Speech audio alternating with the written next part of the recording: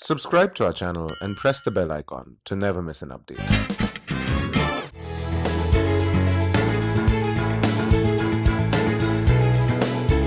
Before joining IIT Patna, I was more of an introvert. I was not very comfortable talking with people, interacting with, working in teams and all. But once I pushed myself, once I joined IIT Patna, I tried to be part of more and more extracurricular activities. And at the same time, I held positions of responsibilities, like I was a literary coordinator of the literary committee. This gave me an exposure and it created an evolution in my personality as well. So yeah, that helped me even right now. As I go further, more and more I'm opening up. Even here in IIM Kozhikode, I have been elected to the Students' Council now. So yeah, that has helped quite a lot. Coming to why civil services in particular, there were two main reasons to it.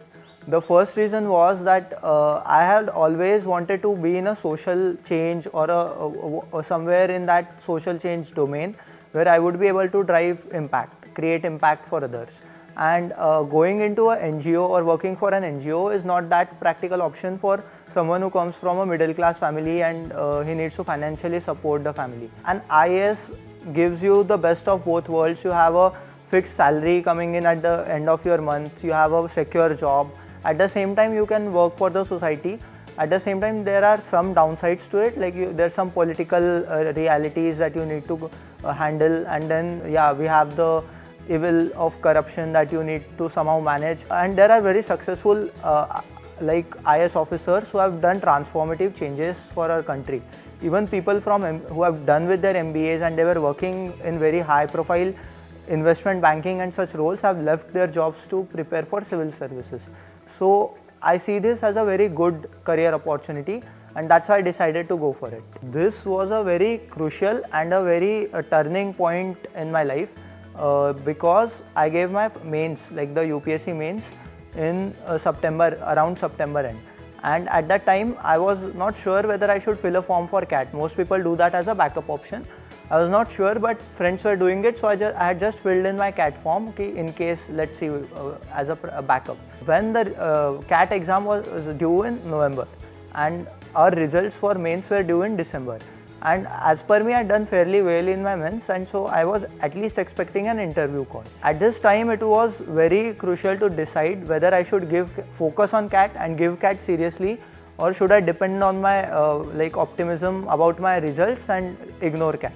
I know a lot of people are in this situation when they are in that point of time, and my advice would be don't think a lot about the future. Rather, if you have that opportunity to give CAT, you have that somewhere around 75 days with you, utilize it completely and do focus on your CAT, because that's what helped me. I know that there is a lot of drain. You are already drained, heavily preparing for mains, and you just don't want to do anything for at least a month, but still somehow you need to refocus and realign your strategy to CAT. But having said that, what happened again with me was, come December, I gave my CAT in November, and I was pretty sure that I had not done so well in my CAT, like I had screwed it up. So I was quite sure that CAT to hone nahi wali hai, agle saal hi dena hoga. So when December mains results came out, it was like na ye ho paya, because I was not selected. So I was completely disheartened at that time, and then I started evaluating whether I should go for a second attempt. So first reaction was denial basically, that कुछ तो maybe it's the luck factor, or maybe कुछ तो उनके तरफ से गलत हुआ होगा, kind of thing. So maybe I'm not responsible for it. It's just something bad that has happened to me. But then I realized that yes, there were gaps in my preparation for my civil services preparation as well. But it was a kind of a trade-off that I had to make. Should I give 1.5 years? Because if you are going to forecast it, you need to consider the whole 1.5 years till the final interviews. So should I put in this effort given the level of uncertainty that is there with UPSC, or should I go back to work again, and should I do a parallel preparation? So that was the considerations that I was making. I was not thinking about CAT at all during that time. Then January first week, I was still in that decision making phase. What should I do? I was talking with seniors from my UPSC background, seniors from my college, that what will work better for me. CAT results came out and apparently I had a very nice percentile. But then I had never rechecked I did not even open my paper and did any sort of checking, because I was kind of sure that I haven't done that well. So, but the percentile was very good, and I got calls from IIM Lucknow, Indore, Kozhikode, and other like the newer IIMs. So then I was happy. Then I got a new path. Like, yeah, now I have a third option open for me. But still, I deliberated a lot whether I should go for MBA now, because somewhere that factor was there that if I have done it randomly and I'm getting such a score, what if I plan for a whole year and prepare for like deliberately, and what if I get ABC? Because I had seniors from my college who were in ABC. So that was again one more decision that I had to make. Should I go with this percentile or should I wait for one more year? Again, I was taking help. At that time, I started contacting some coaching institutes for MBA. There, I met some seniors, alumni from MBA colleges. Even I took their advice as to what should I do. Should I wait one more year? Again, here there was a trade-off. Like, should you just go with it because even Kozhikode is a good institution, or should you wait for ABC because obviously they are better? But then, taking all my options into consideration, pragmatically I decided that let's not waste one more year. Judged that even Kozhikode had best of the world opportunities here, so I decided to go along with Kozhikode. This was the lynching pin, I would say, that whether I was thinking of working in a social role, social impact, where I can be the driver of social change. And over here, this is another corporate field where you get a lot to do for your company, where you can drive profits, you can drive change for your customers, but not so much on a national or a social level. So this was a very big decision. This was the lynching pin, I would say. So somewhere, I would be honest with you, there were family pressures, there were like economic considerations that what if I'm not able to make it there. Then there was a gap on the CV, almost 3 years gap on the CV, which was staring at me. Even justifying a 1.5 year gap was very difficult during the interviews of IIMs. So there was that factor. So all these factors came into consideration, and what I thought was that since my two reasons were, first was it would be a diverse administrative role. So even in corporate, if I get to work in a general management role, it will be a similar role. And the second consideration was that I needed to have some social impact. So I thought if I get ahead in corporate, at some point in time I will always be involved in CSR as one of the factors. And secondly, I can always try to create or be involved in an entity, some NGO activities. And I have seen that many corporate leaders are they are a trustee of some NGO, or they have they have founded their own NGOs. So you can always do that even while working. So it was not an either or condition really. And there were a bit of personal reasons as well. So that's what went into making this decision. Well, again, to be honest, yes, there is a degree of advantage in the sense not just IITians, but whoever has a bit of a quantitative aptitude. So it could be engineers in general or even the commerce graduates. So they do have an edge in the sense that LRDI section or the quant section is more inclined towards quantitative abilities. Having said that, again, it's all about practice. So actually my quant score sadly is lesser than my verbal score. That was because I was totally out of touch with the mathematical formulas and the whole thought process. Like, one needs to be in practice to quickly solve that in the limited time. So I was not in that, I was more involved in the humanities and how to express myself during civil services preparation. So that's why the quantitative part, there might be an edge, but it's all a matter of practice. I could not score that well, though I was an IITian. If I had practiced more, if I had that leverage, that time to do it, I would have done much better. So it's more about practice.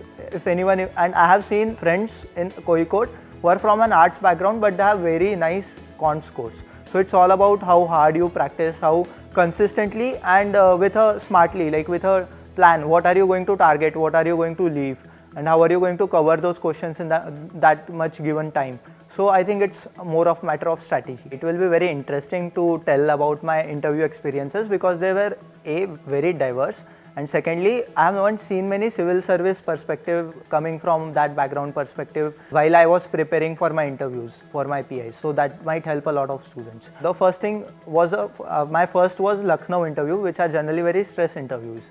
And it was always mentioned that you should prepare with your academics. I knew that, and I did skim through my basic computer science theory, but I did not delve deep into it because I was expecting more of public policy, current affairs questions. But what happened was, when I went in there, the first thing they asked was, they started with my computer science questions, knapsack problem. It has been 3 years since I have even opened my algorithms book and went to each and every algorithm. So I knew something like it's got to do with dynamic programming, but I was not sure. So I told that. And this happened continuously for around 4 to 5 questions. Like every question I was like, sorry, it has been a long time, sorry, it has been a long time. I did try, but again I was not to the point, so it was not working well.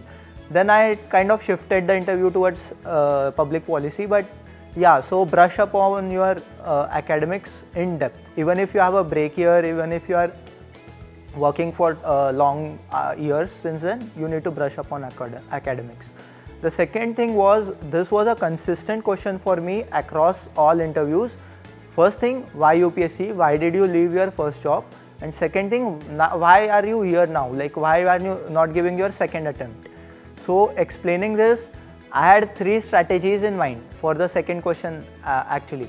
So first one was to say that I wanted to be in social service, and I can do that even while being in corporate, which was obviously not working well because it was a very made up and very oblique argument. I did try this in my Lucknow interview, but apparently they being very experienced people, they were like, no, you won't be getting any such chances in corporate. So this, just next day I had my Kozhikode interview. So Kozhikode interview, I decided to be honest. So I was like, it's not working out there. I need to go ahead in my career, and I want to be go for an MBA. So they were much more happier about it, and then they asked a very trick question, like, do you want, it seems like you are hungry for power. It's kind of obvious that if you are looking for IAS and you are looking for high-end roles, you are looking for power. So again, I was honest with it. I said that yes, I want power, I'm ambitious, I want power, having jobs having authority.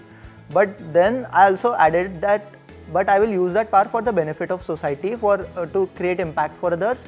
So it's all about being genuine, but at the same time be mindful. Like you should not be rude, and you should put your perspective in a positive light. So yeah, that was the second learning, that be genuine. And the third learning, again important, was during my VAT. I was kind of overconfident that I'm from a civil services background. I will write a lot more. So again, Lucknow interview, I wrote a lot of things, and there were a lot of jargons that I wrote. And when I went in for the interview, they started picking each and every jargon. Like I had written about the Benami transactions and the Benami Act, but I had read it quite long back and had forgotten about it. But apparently that person was very knowledgeable about it. Then he went deeply into Benami and all the details, which I could not answer. So it created a wrong impression that you are writing it in your VAT, but you are not able to justify it in your PI. So especially those who have jargons should be very careful while using it. That's what I learned. So yeah, this would be the key learnings that I have.